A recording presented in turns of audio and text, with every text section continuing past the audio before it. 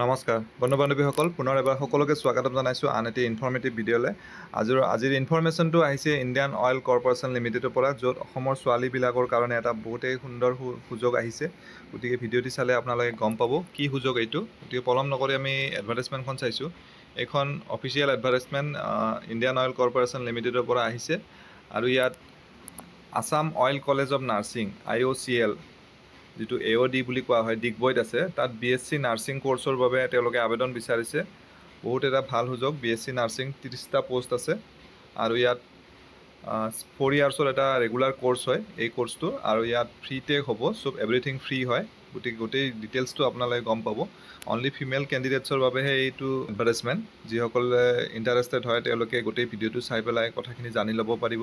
কেণ্ডিডেটছসকলে CEE 2025ত appear হোৱাৰ পাছত তাৰ ৰোল নম্বৰৰ ওপৰত বেছ কৰি আৰু টোটেল মাৰ্কছটোৰ ওপৰত বেছ কৰি আবেদন কৰিব লাগিব।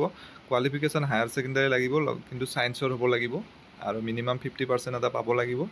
আৰু যদি ৰিজাৰ্ভ কেটেগৰী কেণ্ডিডেটছ হয় তেনেহ'লে 40 মাৰ্কছ পালেও হ'ব SC ST হ'লে।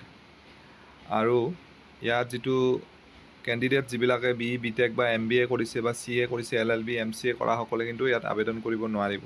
এজ লিমিটটো মিনিমাম 17 ইয়াৰ্ছ ধৰি দিছে আৰু মেক্সিমাম 35 ইয়াৰ্ছ। ৰিলেক্সেশ্যন থাকিব age per government norms upper এজৰ লিমিটটো। আৰু কিন্তু ইয়াত ইনকাম চাৰ্টিফিকেট প্ৰভাইড কৰিব লাগিব। ইনকাম চাৰ্টিফিকেট কাৰণ চাগে চবকে নিদিব, এটা লিমিট থাকিব, গোটেই লিমিটটো ধৰি দিয়া নাই, কিন্তু ইনকাম চাৰ্টিফিকেট প্ৰডিউচ কৰিব লাগিব। আৰু ইয়াত ইণ্টাৰেষ্টিং ইয়াত ষ্টাইপেণ্ড দিব আৰু during the training period per month first ইয়াৰত 2800কৈ দিব, 2800 টকাকৈ প্ৰত্যেক মাহত দিব প্ৰথম বছৰত। দ্বিতীয় বছৰত 3000কৈ দিব, তৃতীয় বছৰত 3200কৈ আৰু চতুৰ্থ বছৰত 3400কৈ দিব। আৰু এডিশ্যনেল বেনিফিটছ থাকিব, ফ্ৰী হোষ্টেল একমডেশ্যন পাব, মেডিকেল এটেনশ্যন পাব, self at AOD hospital and uniform will be provided to all selected candidates. আৰু লগতে এই BSc নাৰ্ছিং কোৰ্চটো কমপ্লিট হোৱাৰ পাছত তেওঁলোক 1 ইয়াৰৰ বাবে হস্পিটেলত তেওঁলোকক এংগেজ কৰিব, য'ত তেওঁলোকক 16,250 টকাকৈ দিব পাৰ মান্থ, আৰু পিছত আৰু এক্সট্ৰা 1000কৈ দিব। গতিকে বহুতেই সুন্দৰ সুবিধা। আৰু BSc নাৰ্ছিং কৰাৰ পাছত এনেও বহি থাকিব নালাগে, বিভিন্ন নাৰ্ছিং হোম আছে, তাতেও আপোনালোকে সুযোগ পাই যাব। যিসকলে ইণ্টাৰেষ্টেড, কণ্টেক্ট নাম্বাৰ দিয়া আছে, কণ্টেক্ট কৰি ল'ব পাৰে।